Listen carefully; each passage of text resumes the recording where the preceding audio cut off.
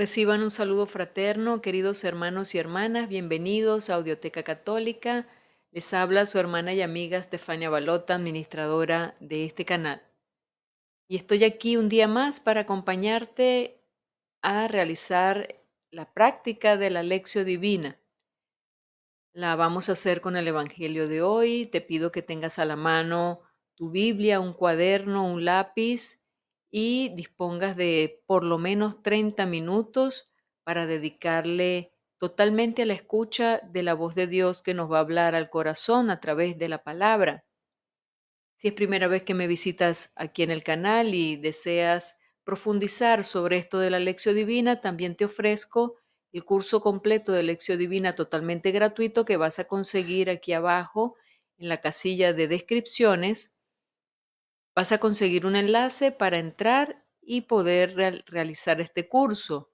Es gratuito, tienes 6 videos en donde te explico paso a paso cómo realizar la lección y aquí de lunes a sábado en el canal conseguirás las lecciones divinas que voy publicando cada día. Espero que le saques mucho provecho, que no, no desfallezcas, en, sino que perseveres hasta el final. Solo poco a poco y paso a paso se puede ir logrando que esta lección divina vaya transformando nuestras vidas, porque realmente de eso se trata, de nuestro camino hacia la santidad. Y eso se logra con conversión diaria. ¿Y qué más que confrontarnos con el espejo de la palabra de Dios? Entonces, eso es la lección divina, un confrontarse diariamente con lo que Dios quiere, con su voluntad. Entonces, dispongámonos. Antes de comenzar, te recuerdo que es importantísimo que me apoyes con un me gusta aquí abajo en el video para que así YouTube nos dé a conocer a muchas más personas. Y bien, sin más preámbulos, comencemos la lección divina de hoy. En el nombre del Padre, del Hijo y del Espíritu Santo. Amén. Oh Espíritu Santo, ven a mi corazón y enciende en mí el fuego de tu amor. Ayúdame a comprender la palabra de Dios que voy a leer, para que pueda vivirla y transmitirla a los demás. Ilumina mi mente y mi corazón para que pueda conocer la voluntad de Dios y ponerla en práctica en mi vida. Guíame por el camino de la verdad y la justicia, y protégeme del engaño y la tentación. Te lo pido en el nombre de Jesús nuestro Señor. Amén. Bien, y en este primer paso de la lección divina entramos a la lectura. Te invito a abrir tu Biblia en el Evangelio de Marcos capítulo 6, versículos del 14 al 29. Lo leemos en voz alta para poder escuchar la palabra y te invito a que tú la sigas desde tu Biblia o desde aquí, desde la pantalla. Comencemos. En aquel tiempo, como la fama de Jesús se había extendido tanto, llegó a oídos del rey Herodes el rumor de que Juan el Bautista había resucitado y sus poderes actuaban en Jesús. Otros decían que era Elías y otros que era un profeta, comparable a los antiguos. Pero Herodes insistía: es Juan, a quien yo le corté la cabeza y que ha resucitado. Herodes había mandado a apresar a Juan y lo había metido y encadenado en la cárcel. Herodes se había casado con Herodías, esposa de su hermano Filipo, y Juan le decía: no te está permitido tener por mujer a la esposa de tu hermano. Por eso Herodes lo mandó a encarcelar. Herodías sentía por ello gran rencor contra Juan y quería quitarle la vida, pero no sabía cómo, porque Herodes miraba con respeto a Juan, Des- pues sabía que era un hombre recto y santo y lo tenía custodiado. Cuando lo oía hablar, quedaba desconcertado pero le gustaba escucharlo. La ocasión llegó cuando Herodes dio un banquete a su corte, a sus oficiales y a la gente principal de Galilea, con motivo de su cumpleaños. La hija de Herodías bailó durante la fiesta y su baile le gustó mucho a Herodes y a sus invitados. El rey le dijo entonces a la joven: pídeme lo que quieras y yo te lo daré. Y le juró varias veces: te daré lo que me pidas, aunque sea la mitad de mi reino. Ella fue a preguntarle a su madre: ¿qué le pido? Su madre le contestó: la cabeza de Juan el Bautista. Volvió ella inmediatamente junto al rey y le dijo: quiero que me des ahora mismo en una charola la cabeza de Juan el Bautista. El rey se puso muy triste, pero debido a su juramento y a los convidados, no quiso desairar a la joven y enseguida mandó a un verdugo que trajera la cabeza de Juan. El verdugo fue, lo decapitó en la cárcel, trajo la cabeza en una charola, se la entregó a la joven y ella se la entregó a su madre. Al enterarse de esto, los discípulos de Juan fueron a recoger el cadáver y lo sepultaron. Bien, y luego de haber leído la lectura por primera vez en voz alta, lo recomendable es volverla a leer 2 veces, 3 veces, para poder detallar las partes más importantes y sobre todo lo que te llama la atención. Te invito a que subrayes, a que extraigas de allí esas palabras o esas frases que te han llamado la atención y la anotes en tu cuaderno, el que llamamos cuaderno espiritual. Ese cuaderno va a estar exclusivamente para hacer tus anotaciones bíblicas y luego te servirá para repasar, revisar, volver a ver cuál fue tu meditación, cuáles fueron tus propósitos, tu oración, etc. Entonces, vamos a esta parte para finalizar este primer paso y te voy acompañando con, para ir descubriendo estos detalles en la lectura. Veamos. Hoy vemos que la lectura hace referencia al martirio de Juan Bautista. En el Evangelio se describe cómo muere el Bautista sin proceso durante un banquete, víctima de la prepotencia y de la corrupción de Herodes y de su corte. Así es, Juan no pasó por ningún juicio, sino que deliberadamente fue víctima de una decisión,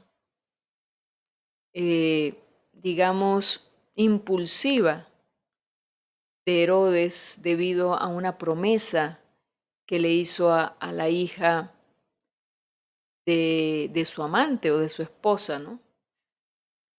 Ahora veamos los detalles.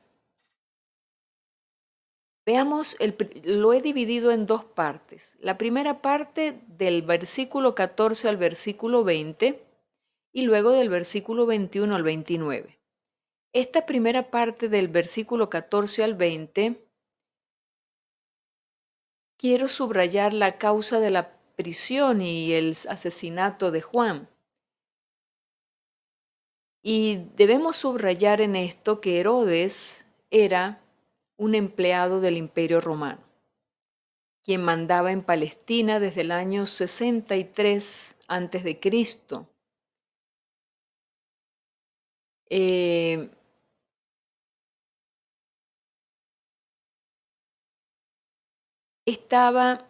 Roma estaba bajo el imperio de César, ¿no? Y Herodes, para no ser depuesto, trataba de agradar a Roma en todo.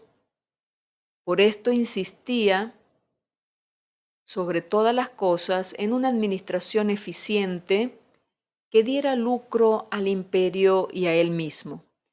Les estoy relatando algunos datos históricos del contexto en donde se desenvuelve lo que acabamos de leer, ¿ok? Esto entre paréntesis lo podemos encontrar en la parte de abajo de la Biblia, en donde está la descripción, en las notas marginales. Si tenemos una Biblia de estudio, que hay Biblias en nuestra Iglesia Católica, hay Biblias que son Biblias de estudio y traen más detalles. Te aconsejo que busques un tipo de Biblia así para que puedas tener una explicación un poco más profunda del, del pasaje bíblico que quieras leer. Bien, entonces, como te decía, la preocupación de Herodes era su propia promoción y seguridad. Por eso reprimía cualquier tipo de subversión.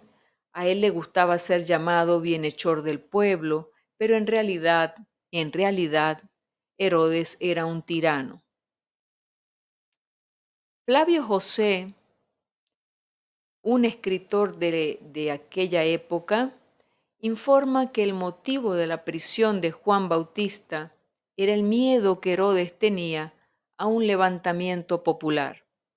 La denuncia de Juan Bautista contra la moral depravada de Herodes fue la gota que hizo desbordar el vaso y Juan fue llevado a la cárcel. Ese fue el motivo. Ya vimos todo el contexto en donde se estaba desenvolviendo todo esto. Ahora vamos a los versículos 21 hasta el 29 y ahí encontramos la trama del asesinato. Vemos la celebración del aniversario y ese banquete de fiesta que se da con danzas, con orgías. Era un ambiente en que los poderosos de aquella época, los poderosos que estaban eh, enchufados al reino, se reunían y en el cual en esas celebraciones solían hacerse alianzas. La fiesta contaba con una presencia de los grandes de la corte y de las personas importantes de Galilea, por tanto, era una fiesta que le llamaba la atención a muchos para poder estar allí y tener contactos e influencias con otras personas importantes, entre comillas. En este ambiente se trama el asunto de Juan Bautista. Juan, el profeta, era una denuncia viva en este sistema corrompido. Recordemos que Juan era profeta y profeta es aquel que anuncia, pero también denuncia lo que está mal. Por eso fue eliminado bajo pretexto de un problema de venganza personal. Por esto revela la debilidad moral de Herodes, tanto poder acumulado en manos de un hombre sin control de sí mismo. En el entusiasmo de la fiesta y del vino, Herodes hizo un juramento liviano a una joven bailarina. Supersticioso como era, pensaba que tenía que mantener el juramento porque para Herodes la vida de sus súbditos no valía nada. Disponía de ellos como de una posición de sillas en su sala. Los ponía aquí, los ponía allá. En fin, y Marcos nos cuenta el hecho tal cual como sucede y deja a las comunidades y a nosotros la tarea de sacar las conclusiones. Pero entre líneas el Evangelio de hoy trae muchas informaciones sobre el tiempo que Jesús vivió y sobre la manera en que era ejercido el poder por los poderosos de la época. Galilea, tierra de Jesús, era gobernada por Herodes Antipas, hijo de rey Herodes el Grande, desde el año 4 antes de Cristo hasta el 39 después de Cristo. Estamos hablando que en todo suman 43 años. Durante todo este tiempo en que Jesús vivió, no hubo mudanza en el gobierno de Galilea. Herodes era dueño absoluto de todo y no daba cuenta a nadie. Hacía lo que él pensaba su cabeza, gozaba de una prepotencia, una falta de ética, poder absoluto, mm, sin control por parte de la gente. Herodes construyó una nueva capital llamada Tiberíades, porque la antigua capital se llamaba Séforis, que había sido destruida por los romanos en represalia a un levantamiento popular. Esto aconteció cuando Jesús tenía quizás 7 años de edad. Tiberíades, la nueva capital, fue inaugurada 13 años más tarde cuando Jesús tenía 20 años. Era llamada así para agradar a Tiberio, y ahí viene el nombre de Tiberíades. Y Tiberio era el emperador de Roma. Tiberíades era un lugar extraño en Galilea. Allí vivía el rey, los grandes generales y los magnates de Galilea. Allá moraban los dueños de las tierras, los soldados, los policías, los jueces muchas veces insensibles. Hacia allí se llevaban los impuestos y el producto de la gente. Era allí donde Herodes hacía sus orgías de muerte. No consta en los evangelios que Jesús hubiese entrado en la ciudad. A lo largo de aquellos 43 años de gobierno de Herodes, se crió toda una clase de funcionarios fieles al proyecto del rey. Estos son los escribas, los comerciantes, los dueños de tierra, los fiscales de mercado, publicanos y recaudadores de impuestos, promotores, jefes locales. La mayor parte de este personal moraba en la capital gozando de privilegios que Herodes ofrecía. Por ejemplo, la exención de impuestos. La otra parte vivía en las aldeas y en cada aldea o ciudad había un grupo de personas que apoyaban el gobierno. Varios escribas y fariseos estaban ligados al sistema y a la política del gobierno. En los evangelios los fariseos aparecen junto con herodianos, que eran los seguidores de Herodes, así se llamaban, herodianos, lo cual refleja la alianza que existía entre el poder religioso y el poder civil. La vida de la gente de las aldeas en Galilea era muy controlada, tanto por el gobierno como por la religión. Era necesario entonces tener mucho valor para comenzar algo nuevo, como hicieron Juan y Jesús.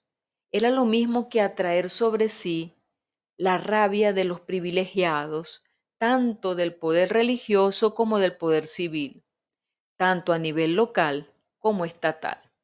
Entonces, hermanos, con este relato traté de hacerlo lo más completo posible. Tenemos un panorama bastante completo de lo que sucedía en esa época y de lo que sucedió en el entorno eh, de esa muerte, como marco de esa muerte de Juan el Bautista. Entonces sigamos adelante con el próximo paso. Segundo paso de la lección divina y ahora sí entramos a la meditación. Y es momento de preguntarme qué me dice el texto y es cuando voy a traerme este texto a mi realidad, a mi día a día y lo voy a aplicar al contexto de mi vida. ¿Hay algo que me ha llamado la atención del texto? Bueno, ahora preguntémonos por qué me dice esta frase o esta palabra que he subrayado, o qué me dice este párrafo ¿Qué me ha tocado de esta lectura? Entonces lo voy a ir haciendo contigo, te voy a ir presentando algunos puntos importantes que he considerado importantes para meditar. Tú puedes tener los tuyos propios, puedes agregar, y si vas a agregar algo, me gustaría que lo compartieras porque me gustaría también leerte. Verdaderamente, el hacer comunidad es eso, el compartir eh, lo que entendemos de la palabra, el, el corregirnos unos a otros.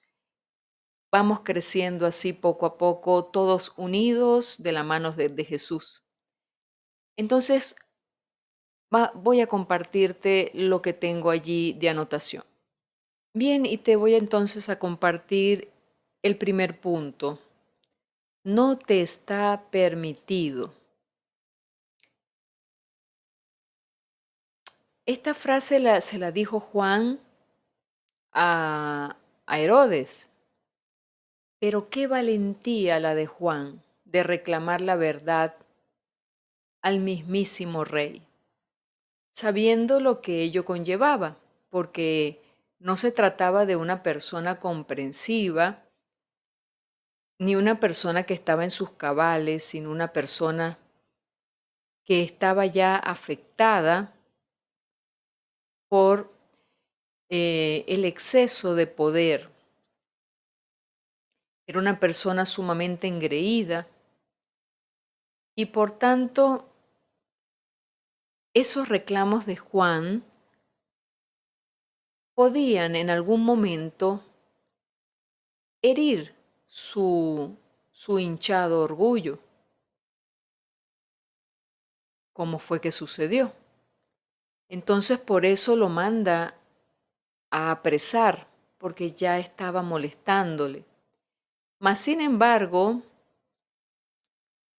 no fue suficiente solamente apresarlo, sino que llega una petición más allá, córtale la cabeza. Había que callarlo a toda costa, porque las personas que dicen la verdad, hermanos y hermanas, somos molestas, molestamos a otros, eh, no tanto por cómo digas la verdad, puedes decirla con flores, puedes decirla eh, de la mejor manera, es que la verdad duele, es que la verdad remueve, es que la verdad te trastoca el piso porque te confronta con lo que Dios está queriendo de ti y que no le quieres dar. Entonces, allá adentro hay un choque, y podríamos decir que un choque de titanes, un choque de trenes, en el cual alguien va a salir mal herido. Entonces, fíjense, Juan tuvo la valentía de reclamar la verdad al mismísimo rey, sabiendo lo que ello conllevaba. Pero ¿quién puede tener la autoridad para criticarnos? El que verdaderamente vive con integridad. Ese tenía la autoridad para criticar, porque Juan verdaderamente vivía con integridad. ¿Cómo nos duele que nos digan algo que hacemos mal? ¿Cierto? ¿No te ha pasado que te dicen que has hecho algo mal y te da así como un dolorcito molesto, incómodo, te provoca ahorcar a aquella persona que te acaba de decir la verdad en tu cara y, y piensas dentro de ti, ¿por qué no desaparece del mapa mejor? Bueno, algo así sucedió con Herodes. Esa verdad le dolió, pero más que dolerle a él, le dolió a Herodías. A veces, hermanos, pasamos al otro extremo por respeto humano, cada quien que haga lo que quiera con su vida. A veces o somos muy muy detallistas y precisamos muchos detalles, o vamos al otro extremo que dice, bueno, para no tener problemas, que cada quien haga con su vida lo que quiera. Ni tan calvo ni con dos pelucas. Pero sepamos, hermanos, que delante de Dios tenemos una responsabilidad muy grande, porque Dios día a día nos educa para conocer la verdad. Y los que nos acercamos a su palabra sabemos cuál es la voluntad de Dios, cómo nos está pidiendo vivir. Y entonces no podemos decir que cada quien haga lo que quiera, yo no me voy a meter en problemas. Vamos a pedirle a Dios coherencia y valentía para saber reclamar la verdad cuando corresponde. Segundo aspecto, sentía gran rencor. Mientras salía por la puerta hacia la entrada y me conducía hasta la libertad, sabía que si no dejaba mi amargura y mi odio atrás, todavía estaría en prisión. Nelson Mandela. ¿Te acuerdas de ese personaje de la historia? Nelson Mandela. Dicen que el rencor es como tomar veneno y esperar que mate a quien te ha ofendido.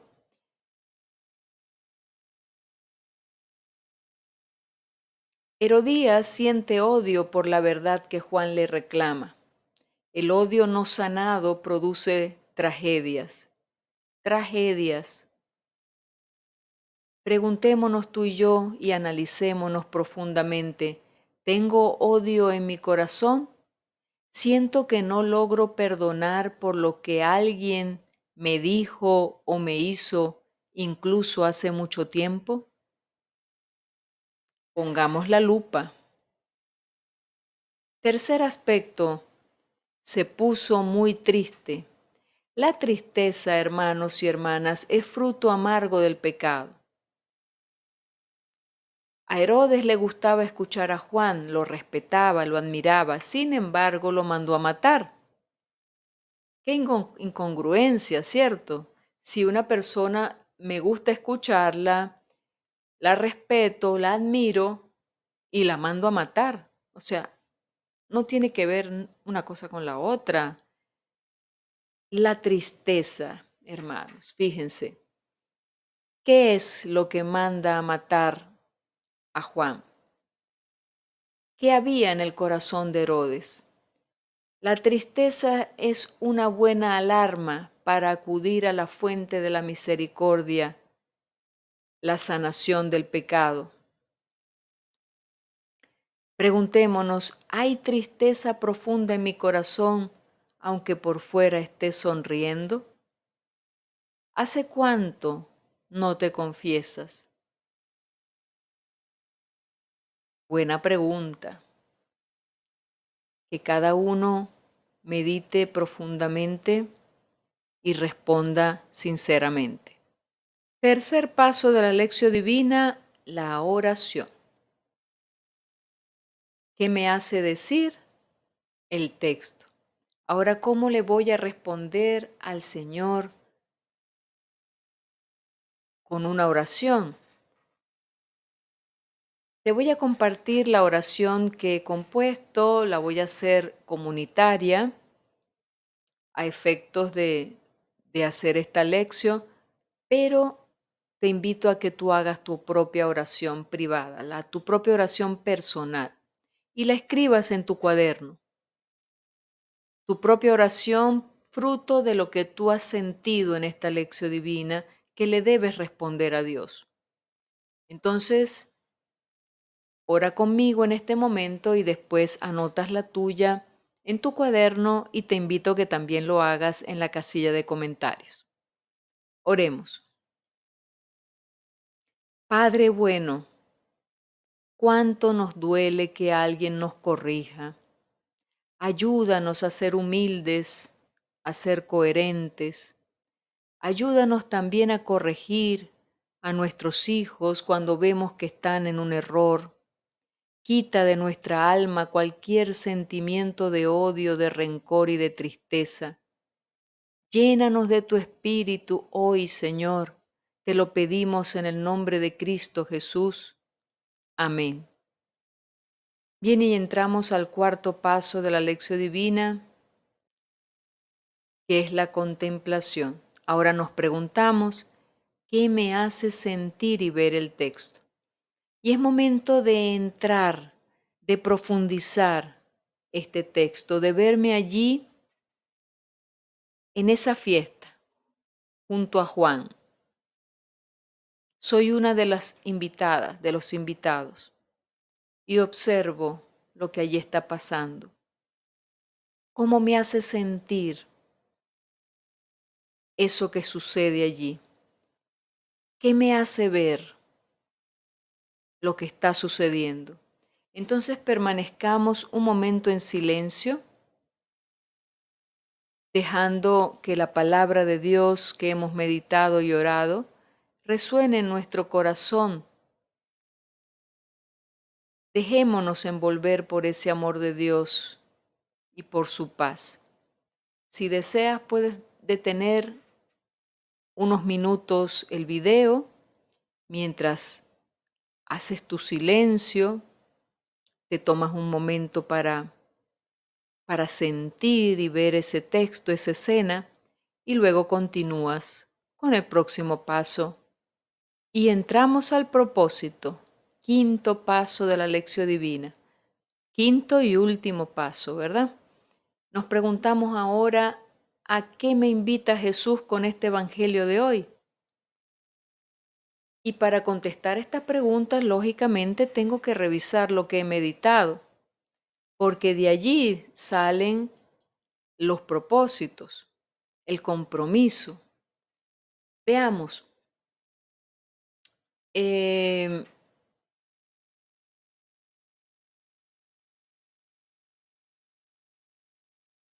nos preguntábamos en la primera meditación si nos dolía que nos hicieran una crítica.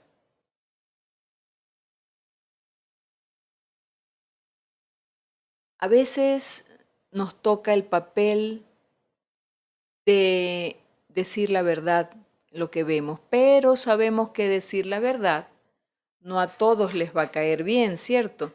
Eso nos va a traer muchas incomodidades y muchos enemigos.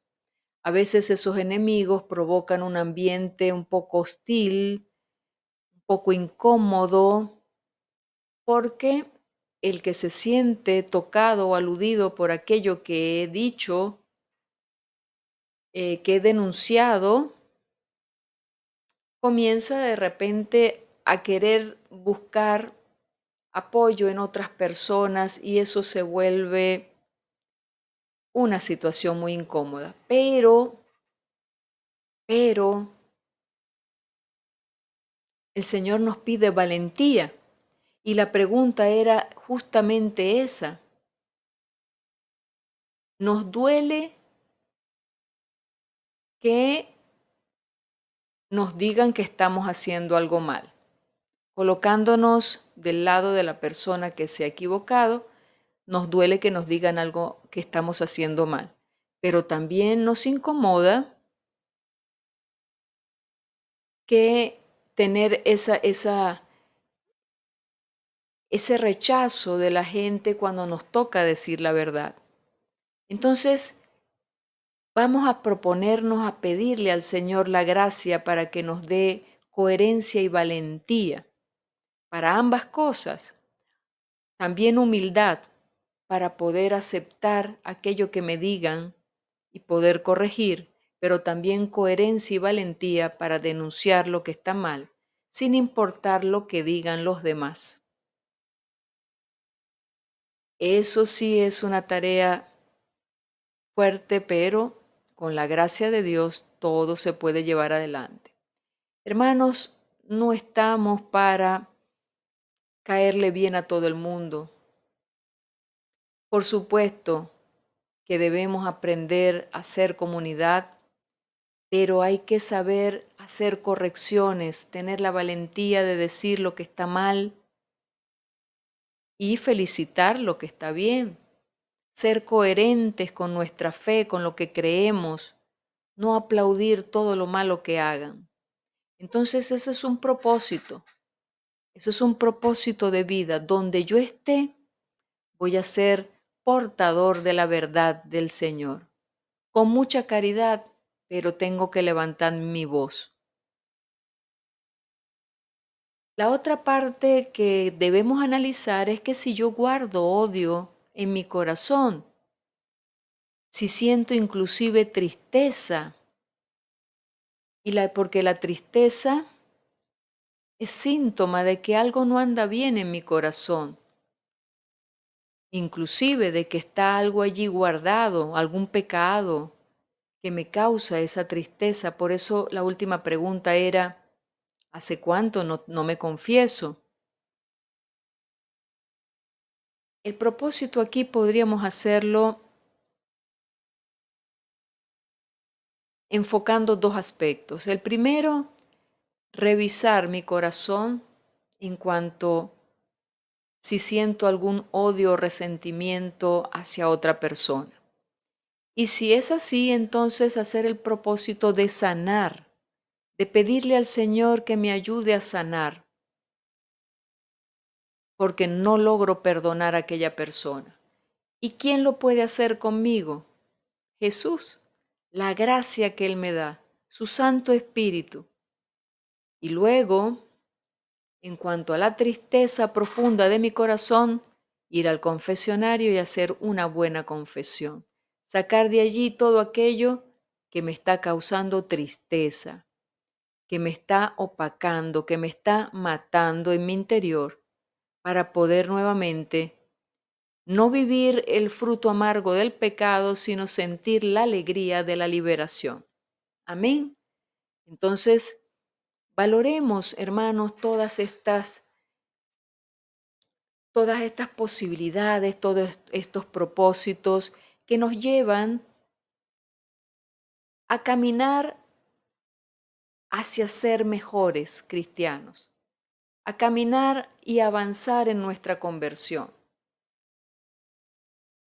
Es necesario tener esa valentía. Para eso estamos aquí. Entonces, ánimo, no vamos solos, vamos de la mano del Señor. Él nos da su gracia, pero siempre recordemos pedirla.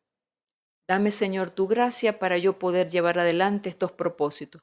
Anota esos propósitos en tu cuaderno y ora para que el Señor te dé la gracia de cumplirlos.